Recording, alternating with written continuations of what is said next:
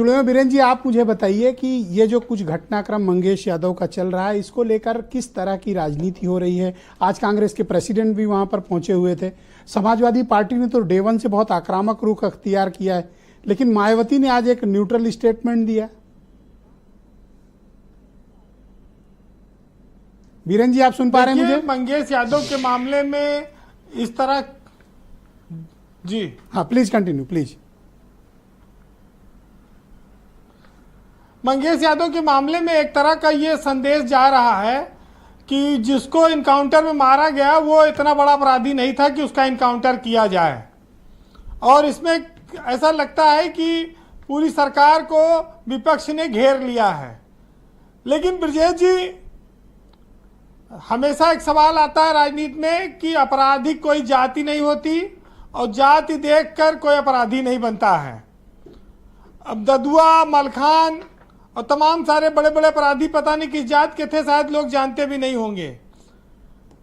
जो लोग पैसा लेकर भाड़े पर हत्याएं करते हैं, सुपारी लेकर किलिंग करते हैं, वो दुर्दांत अपराधी हैं और उनके साथ अपराधियों जैसा व्यवहार होना चाहिए। लेकिन हमारे यहाँ शास्त्रों में लिखा है कि जो मानव वध है वो सबसे बड़ा अपराध है।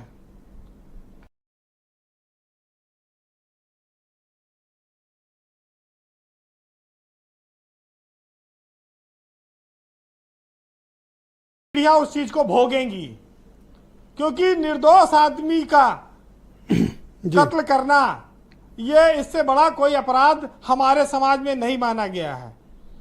अब बात आती है कि जब कोई बड़ी घटना हो जाती है, लूट, हत्या, बलात्कार, तो ऐसे में जो जन आक्रोश है वो तुरंत इंसाफ चाहता है।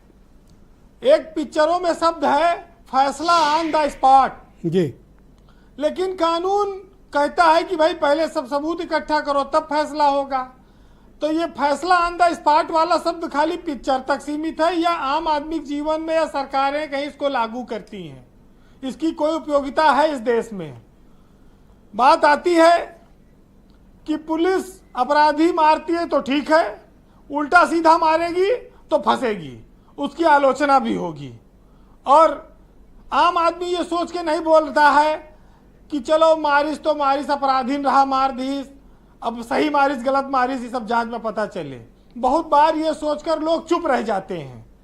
जैसे अतीक अहमद का मर्डर हुआ था, जैसे वहां मारे गए, ऐसे कई सारे इनकाउंटर पे लोगों ने कहा भाई अपराधी था, मारा गया, किस तरीके से मारा गया इस पर ज्यादा विचार नहीं करना चाहिए जी। अगर आज एसटीएफ जैसी संस्थाएं ना होती तो दुर्दांत अपराधियों का भय भी खत्म ना हो पाता।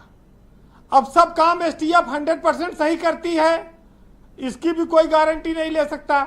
लेकिन जो बड़े बड़े माफिया थे, चाहे श्री प्रकाश शुक्ला हो, वीरेंद्र सिंह टाटा हो और संजीव जीवा जैसे अपराधी हो, इस प्रदेश में जितने बड़े बड़े नाम हुए, अगर उन पर अंकुश लगाया किसी ने तो विशेष एजेंसियों ने लगाया।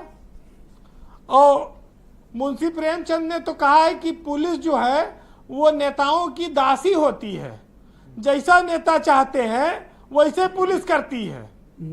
तो ये आज से नहीं, हर सरकार में हुआ है, इसमें कोई बहुत आश्चर्य की बात नहीं है।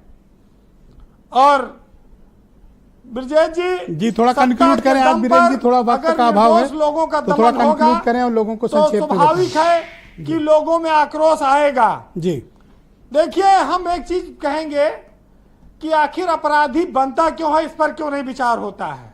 हमारे समाज में युवा अपराध की ओर ना जाएं। सबसे ज्यादा अपराधी बनने के मामले में आप अतीत में देखेंगे तो राजस्व से, जमीन से जुड़े हुए विवादों को लेकर तमाम सारे युवाओं ने आगे चलकर अपराध के जगत में कदम रखा है। जमीन को लेकर सबसे ज्यादा विवाद इस प्रदेश में है। तो जितने माफिया, अगर उनका बैकग्राउंड आप देखेंगे तो ज्यादातर जमीन से जुड़े हुए लोग रहे होंगे, कोई विवाद रहा होगा जी।